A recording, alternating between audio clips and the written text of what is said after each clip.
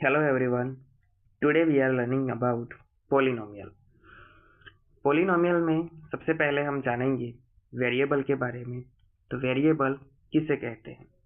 तो ABCD से लेकर AXYZ तक जितने भी अल्फ़ाबेट्स होते हैं उसको बोलते हैं हम वेरिएबल। एग्जाम्पल x+1 जो पोलिनोमियल है उसमें x जो है वो वेरिएबल है। y-2 में y जो है वो वेरिएबल है। z+5 में z जो है वो वेरिएबल है। ठीक उसी तरह a² b�7 और c+7 जो है उसमें a, b और c जो है उसको बोलते हैं हम वेरिएबल। वेरिएबल के बाद हम जानेंगे कोएफिशिएंट के बारे में। तो 2x जो है उसमें 2 जो है वो x का कोएफिशिएंट है, यानी कि किसी भी वेरिएबल के मल्टीप्लाई में जो नंबर होता है उसको उस वेरिएबल का कोएफिशिएंट बोलते हैं। ठीक उसी तरह 3y में 3 जो है वो y का कोएफिशिएंट है। -6z में -6 जो है वो z का कोएफिशिएंट है। 14b में 14 जो है वो b का कोएफिशिएंट है। -16c में -16 जो है वो c का कोएफिशिएंट है। ठीक उसी तरह 18m में 18 जो है वो m का कोएफिशिएंट है। आगे देखते हैं। आगे x यानी कि वन टर्म, यानी कि कोई भी पोलिनोमियल में सिर्फ एक ही टर्म है तो उसको बोलेंगे हम monomial. Example 5x -3y 7z 4p 90m 61n, ये जो सारे हैं वो सिर्फ एक ही टर्म के पोलिनोमियल है, इसलिए हम इसको बोलेंगे मोनोमियल। अगर किसी भी पोलिनोमियल में दो टर्म होते हैं यानी कि वो है x+1, तो यानी कि इसमें x और 1 दो टर्म है, तो 2 टर्म जो होते हैं उसको बोलते हैं हम बाइनोमियल। Example y-2 z+5। ठीक, आगे अगर 3 टर्म है यानी कि x, y, 6 3 टर्म है तो उसको बोलेंगे हम ट्राइनोमियल। मोनोमियल, बाइनोमियल और ट्राइनोमियल के बाद आता है डिग्री ऑफ पोलिनोमियल। तो पोलिनोमियल की डिग्री किसको बोलते हैं? मैक्सिमम पावर ऑफ वेरिएबल, यानी कि किसी भी पोलिनोमियल में वेरिएबल की मैक्सिमम पावर जो है उसको बोलते हैं हम डिग्री ऑफ पोलिनोमियल। यानी कि y+7 है उसमें y की पावर 1 है तो y+7 का डिग्री बनेगा 1। ठीक उसी तरह z+1 में z+6 सॉरी, तो z+6 में z की पावर किसको है 1 है तो उसकी डिग्री बनेगी 1। अगर x² + 6 है यानी कि x की पावर 2 है तो उसकी बनेगी डिग्री 2, और z² - 2 है तो z की पावर 2 है यानी कि उसका डिग्री बनेगा 2। एग्जाम्पल देखते हैं आगे। x⁵ है यानी कि x की मैक्सिमम पावर कितनी है 5, तो उसका क्या डिग्री बनेगा 5। y⁵ + y² + 1 + y है तो उसमें y की मैक्सिमम पावर 7 है तो y का डिग्री बनेगा 7। एक और example z⁵ z z⁻11 + z + 5 है यानी कि z की मैक्सिमम पावर 15 है तो उसका डिग्री भी बनेगा 15। आगे देखते हैं। अब आगे x+1 पोलिनोमियल है, उसका डिग्री क्या बनेगा 1 बनेगा, क्योंकि x की मैक्सिमम पावर क्या है 1 है तो उसको बोलेंगे हम लीनियर पोलिनोमियल। अगर x² + 5 यानी कि किसी भी पोलिनोमियल की पावर 2 है तो उसको बोलेंगे हम क्वाड्रेटिक पोलिनोमियल। अगर किसी भी पोलिनोमियल की डिग्री 3 है यानी कि x³ - 7 तो उसको बोलेंगे हम क्यूबिक पोलिनोमियल। डिग्री के बाद आता है फैक्टर। फैक्टर किसको बोलते हैं? तो कोई भी नंबर ले लीजिए, 125 है तो 125 के फैक्टर बनेंगे the factors of 125 are 1, 5, 25 and 125। तो 125 जो है वो 1 के टेबल में भी आता है, 5 के टेबल में भी आता है, 25 के टेबल में भी आता है और 125 के टेबल में भी 125 आता है। इसीलिए 1 है, 5 है, 25 है एंड 125 जो है वो 125 के फैक्टर बनेंगे। ठीक उसी तरह हम पॉलिनोमियल के फैक्टर भी निकालेंगे। तो पॉलिनोमियल के फैक्टर कैसे निकालते हैं? तो पॉलिनोमियल के फैक्टर निकालने के लिए देखिए, कोई पॉलिनोमियल ले लीजिए, x² + 5x + 6 है। तो उसके फैक्टर निकालने के लिए हम क्या करेंगे, पहला टर्म जो है वो x² है तो उसका कोएफिशिएंट लेना है 1, और लास्ट टर्म है कांस्टेंट टर्म है तो वो है 6, और उन दोनों का क्या करने का है, मल्टीप्लाई, यानी कि 1 × 6 क्या होता है, 6 होता है। अब कोई भी दो पार्ट बनाने हैं 6 के, जिससे उन दोनों पार्ट में उसका मल्टीप्लाई 6 आए और उन दोनों प्लस क्या आना चाहिए, 5। अब +5 कैसे आना चाहिए, तो 6 जो है पॉलिनोमियल में उसके आगे साइन क्या है, प्लस है, यानी कि उन्हीं दो टर्म का प्लस 5, दूसरा टर्म कौन सा है, 5 है, यानी कि उन्हीं दो टर्म का प्लस क्या आना चाहिए, +5 आना चाहिए। तो 6 के दो टर्म देख लीजिए, 2 × 3 है, तो 2 × 3 क्या होता है, 6 होता है, और 2 + 3 क्या होता है, 5 होता है, यानी कि वो दो टर्म मिल जाए।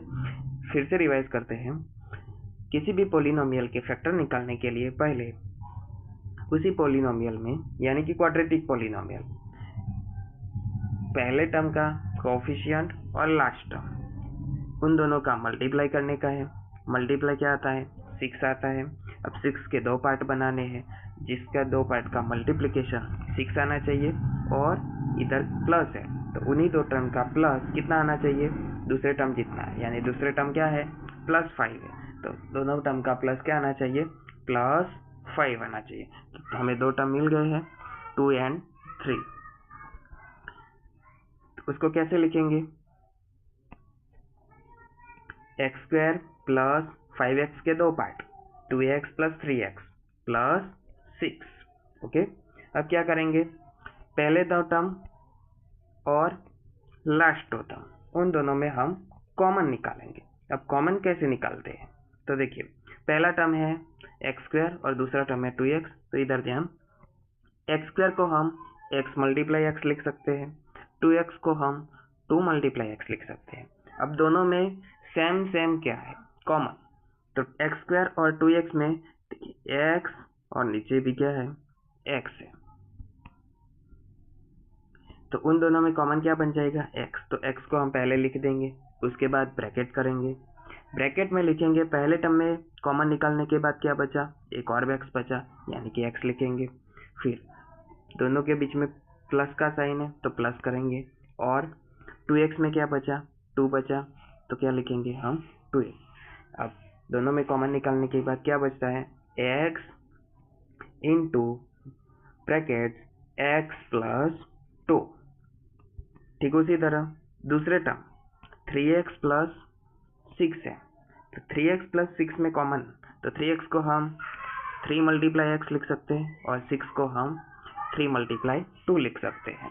अब 3x और 6 में कॉमन क्या है, 3 है, ऊपर भी 3 है, नीचे भी 3 है, तो हम 3 को पहले लिख देंगे, उसके बाद क्या करेंगे, ब्रैकेट्स करेंगे, ब्रैकेट्स के बाद पहले 3x में क्या बचा, x बचा, तो क्या लिखेंगे हम, x।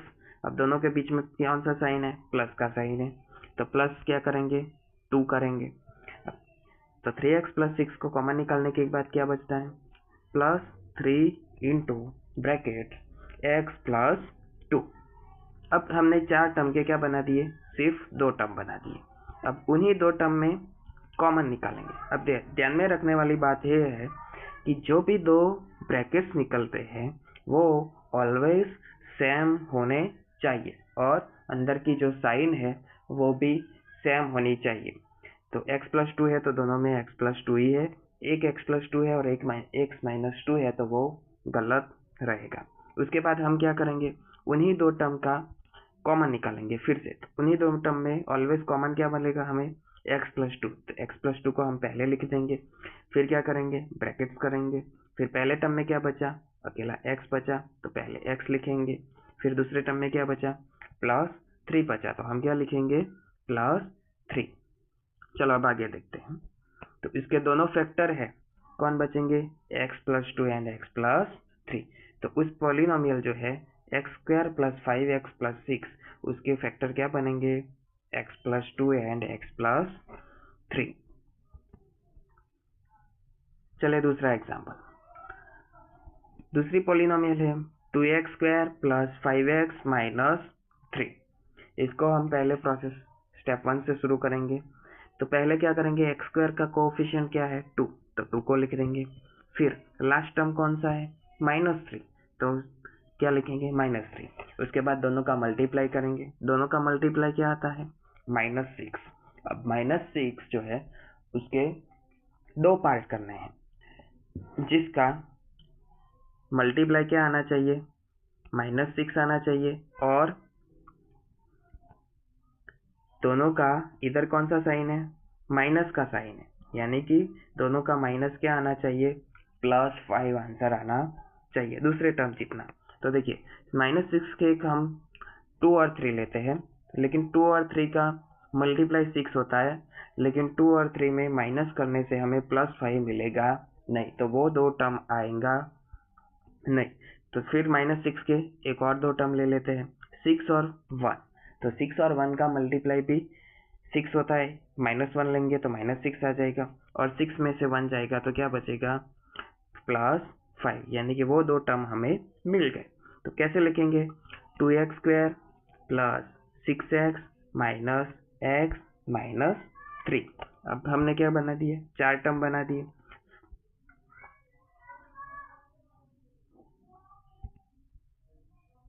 अब 4 टर्म में से हम पहले दो टर्म और दूसरे टर्म उनका कॉमन निकालेंगे। तो पहला टर्म जो है 2x² + 6x है, तो 2x² + 6x में से हम क्या करेंगे, 2x कॉमन निकालेंगे, तो बचेगा कौन, पहले टर्म में x बचेगा +3 बचेगा।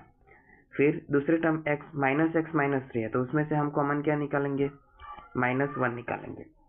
-1 कॉमन निकालेंगे तो पहले में क्या बचेगा, x। फिर हमने अगर माइनस कॉमन निकाला है तो दूसरा टर्म जो है वो साइन चेंज हो जाएगा, यानी कि माइनस है तो क्या हो जाएगा, प्लस हो जाएगा, तो x+3। अब ये जो दोनों टर्म है 2x × x+3 - 1 × x+3, उनमें से दोनों ब्रैकेट सेम मिल गए, यानी कि x+3 एंड x+3। तो पहले क्या कॉमन निकलेगा, x+3 निकलेगा, फिर क्या बचेगा, 2x - 1।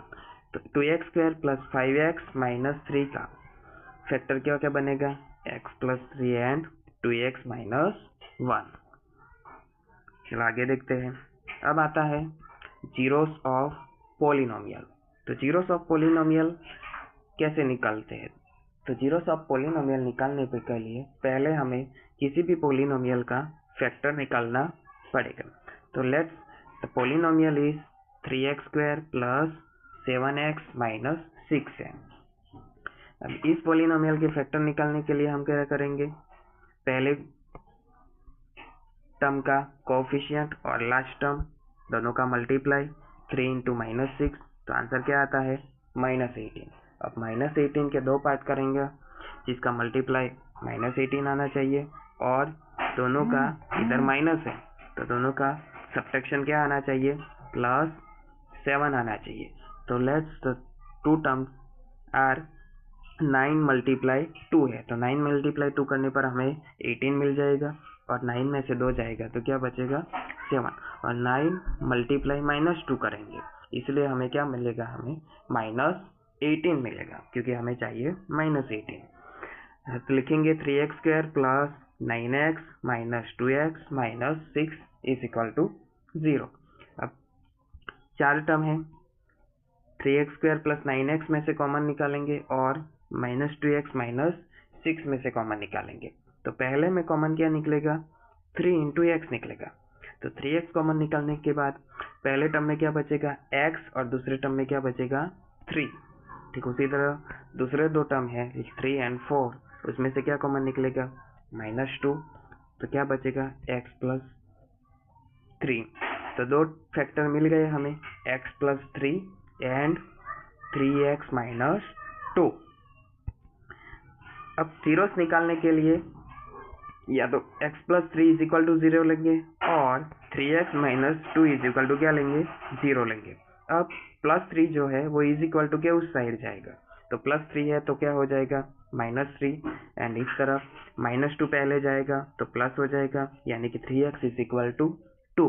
देन 3 जाएगा, 3 मल्टीप्लाई में है इज इक्वल टू के उस तरफ जाएगा तो क्या जाएगा डिवीजन में जाएगी, यानी कि x इज इक्वल टू 2/3।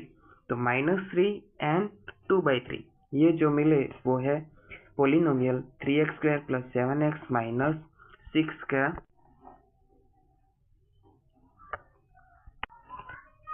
चलिए अब अगला पॉइंट आता है डिवीजन।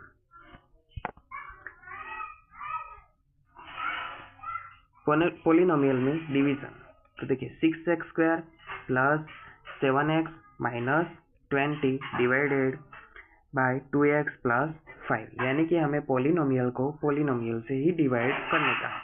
तो पहले लिख देंगे हम 6x² plus 7x minus 20 divide 2x plus 5। पहला स्टेप क्या है, तो अंदर वाली जो पोलिनोमियल है उसका पहला टर्म 6x² और बाहर वाली जो पोलिनोमियल है उसका पहला टर्म, उसका हम क्या करेंगे डिवीजन करेंगे।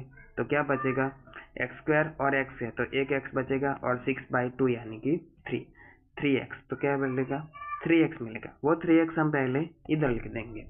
उसके बाद 3x इंटू क्या करने का है, बाहर वाली जो पोलिनोमियल है पूरा ब्रैकेट्स के साथ मल्टीप्लाई, यानी कि 3x into brackets 2x plus 5, तो क्या मिलेगा 3x into 2x 6x² plus 3x into 5 क्या होगा 3 5 जा 15x।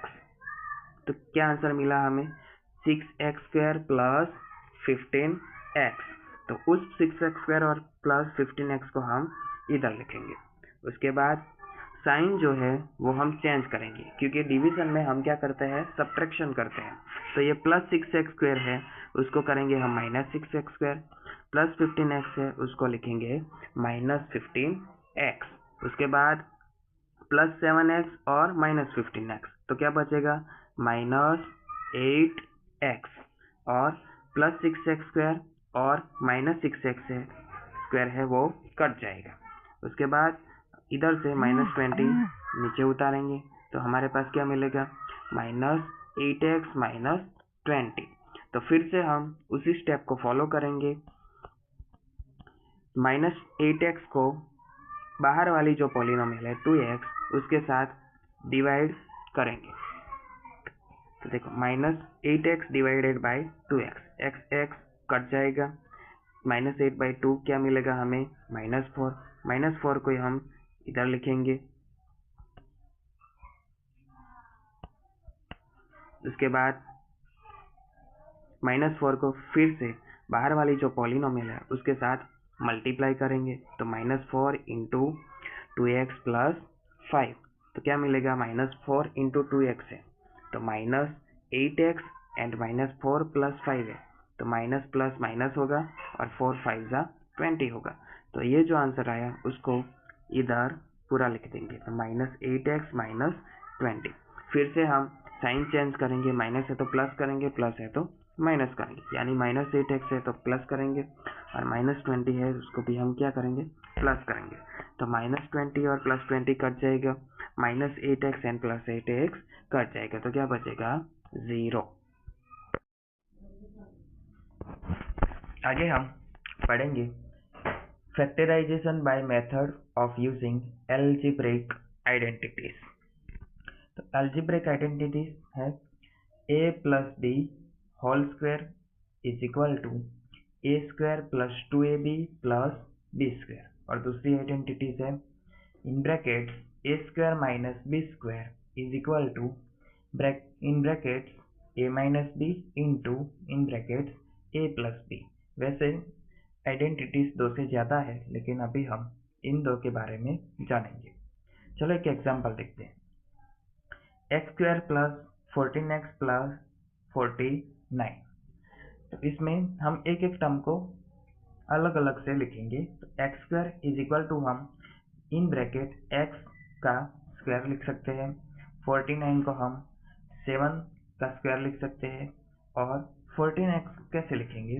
तो ऑलवेज हम पहले डालेंगे 2 के डालने के बाद इन 2 पहले क्या लिखेंगे? ब्रैकेट इन x लिखेंगे, फिर दूसरा ब्रैकेट इन 7 लिखेंगे। तो 2 7 जा 14 और x, यानी कि हमें 14x मिल जाएगा। फिर इसको हम इस तरह लिखेंगे, x square plus 14x plus 49 is equal to, x square is equal to क्या लिखेंगे हम? In bracket x square 14x के 2x इंटू 7 प्लस 49 को कैसे लिखेंगे? 7 का स्क्वायर। अब आइडेंटिटी पढ़ेंगे। Using identity A square plus 2ab plus B square is equal to क्या होता है? a प्लस b का होल स्क्वायर, यानी कि ये जो x square plus 2 into x into 7 plus 7 का जो स्क्वायर है, इसको हम x प्लस 7 होल स्क्वायर लिख सकते हैं। अब x प्लस 7 का होल स्क्वायर है, उसको हम फैक्टर के तौर पे x plus 7 into x plus 7 लिख सकते हैं। तो x प्लस 7 और x प्लस 7 वो उस पॉलिनोमियल का फैक्टर बनेंगे। आगे देखते हैं दूसरा एग्जांपल। दूसरा एग्जांपल है 16x स्क्वायर माइनस 64। तो 16x स्क्वायर को हम 4x का स्क्वायर लिख सकते हैं, और 64 को हम 8 का स्क्वायर लिख सकते हैं। अब 16x स्क्वायर माइनस 64 को हम 16x स्क्वायर की जगह 4x का स्क्वायर एंड 64 की जगह क्या लिखेंगे हम? 8 का स्क्वायर लिखेंगे। यूजिंग आइडेंटिटी, दूसरी identity A square minus B square is equal to A minus B into bracket A plus B होता है। तो इधर जो है 4x स्क्वायर माइनस 8 का स्क्वायर, यानी कि उसको हम कैसे लिखेंगे? 4x minus 8 and 4x plus 8। तो ये जो 4x minus 8 and 4x plus 8 जो है वो 16x स्क्वायर माइनस 64 का क्या बनेगा? फैक्टर बनेंगे। Thank you.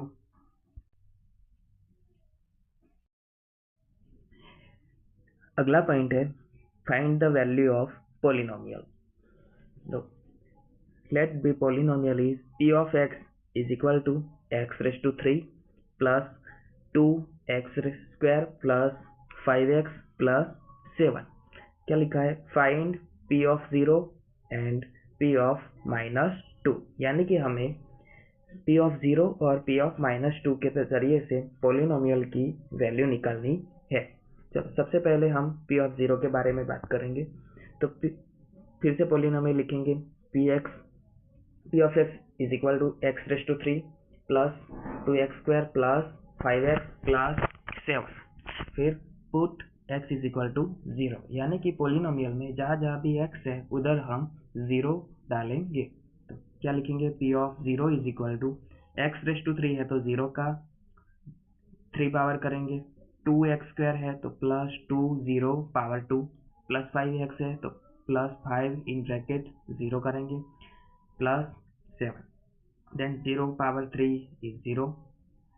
इधर भी 2 मल्टीप्लाई 0 पावर 2 है तो उसका आंसर भी 0 आएगा, 5 मल्टीप्लाई 0 है तो उसका आंसर भी 0 आएगा, एंड प्लस 7 का प्लस 7। देन क्या बचेगा? p of 0 is equal to 7। आगे फिर से p of -2 के लिए फिर से पॉलिनोमियल लिख देंगे, p of x is equal to x raise to 3 plus 2x square plus 5x plus 7। Put x is equal to -2, यानी कि जहाँ जहाँ भी x है उधर हम लिखेंगे -2। तो p of 2 is equal to -2 का पावर 3 प्लस 2 -2 का power 2 plus 5 into -2 plus 7। -2 power 3 है तो आंसर आएगा -8, प्लस 2 -2 +2 इंटू -2 है तो उसका आंसर आएगा +8। फिर +5 इंटू -2 तो उसका आंसर आएगा -10। 5 2 10 +7 -8 +8 प्लस माइनस -10 +7 -8 एंड +8 कट हो जाएगा। देन -10 + 7 इज इक्वल टू आएगा -3। तो P of 2 is equal to -3 वो पोलिनोमियल की वैल्यू रहेगी। Okay, thank you.